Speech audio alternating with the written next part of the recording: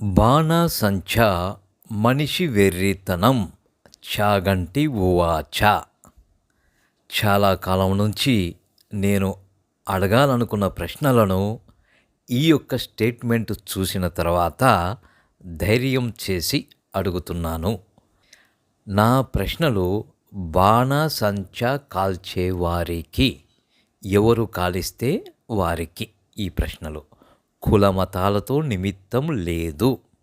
నా ప్రశ్న ఏమిటంటే, మీరు ఎన్ని రూపాయలు కాల్చి బూడిద చేశారు? అర్థం కాలేదా? డబ్బును టపాసుల రూపంలోకి మార్చి వాటిని కాలిస్తే వచ్చే ఎండ్ ప్రొడక్ట్ బూడిదేగా.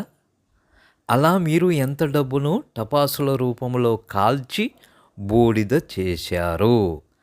100 రూపాయల, 200 రూపాయల, 500, 1000 లేక 5000, 10,000?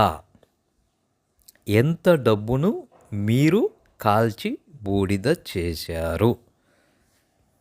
మన దేశంలో 140 కోట్ల మంది ప్రజలు ఉన్నారు.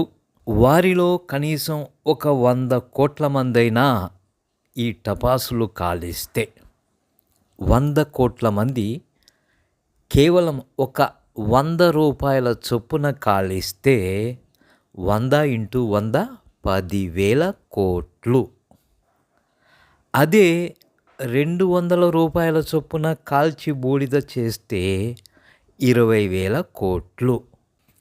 అలా ఎక్కువలో ఎక్కువ ఒక 1000 రూపాయలు అనుకుంటే 1,00,000 కోట్లు.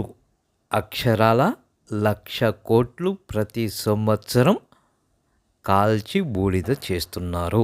అంతేగా?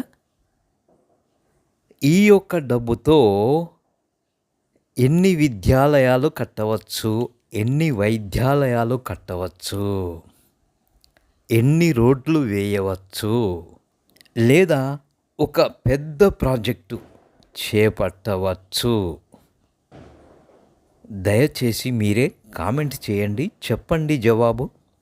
ఈ 10,000 కోట్ల నుంచి 1,00,000 కోట్ల మధ్యలో ప్రతి సంవత్సరము జరుగుతున్న తంతు ఇది, అవును కదా?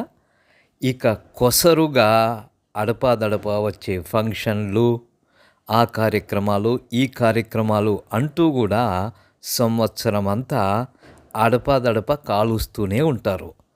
ఇది అసలు అయితే అవన్నీ కొసరు అన్నమాట.